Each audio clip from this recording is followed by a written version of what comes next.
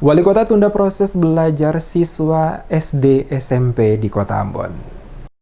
Wali Kota Ambon Richard Lohena Pesi menegaskan untuk sementara waktu proses pembelajaran untuk siswa-siswi mulai dari tingkat PAUD, SD, dan tingkat SMP belum dapat dilaksanakan di Kota Ambon dikarenakan kondisi yang belum normal. Hal tersebut disampaikan setelah pertemuan dengan kepala-kepala sekolah tingkat SMP dan SMA di salah satu hotel di Kota Ambon pada hari Kamis 16 Juli. Dikatakan Wali Kota kebijakan nasional untuk mengaktifkan kembali sekolah yang direncanakan berjalan pada tanggal 13 Juli 2020, akan tetapi kebijakan ini juga tergantung dari kondisi wilayah daerah pemerintah kota masing-masing. Untuk itu, pemerintah Kota Ambon mengambil kebijakan sekaligus melakukan penyeragaman masalah pendidikan. Untuk itu, rapat dengan para kepala sekolah tingkat SMP dan SMA dilakukan oleh pemerintah kota. Lohena Pesi juga mengatakan dari hasil pertemuan ini, pemerintah kota dalam hal ini Dinas Pendidikan akan duduk bersama Dinas Pendidikan Maluku untuk merumuskan mendapat informasi, panduan, dan mekanisme bagi sekolah-sekolah di wilayah Kota Ambon. Sehingga semua kekurangan-kekurangan yang ada dapat dibetulkan untuk nantinya dipersiapkan perencanaan pembelajaran pada tahun 2021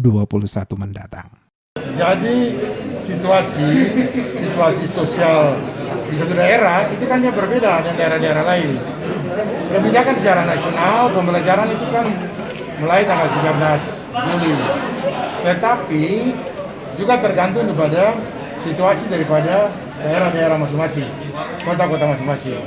Nah, saya itu mengantisipasi itu supaya di Ambon ini ada penyeragaman terhadap masalah pendidikan itu.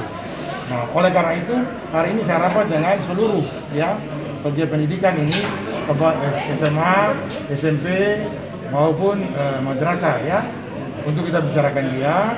Lalu kita sepakat untuk nanti Dinas Kota bersama-sama Dinas Provinsi duduk bersama lalu merumuskan bagaimana ini panduan pendidikan bagi kota ini.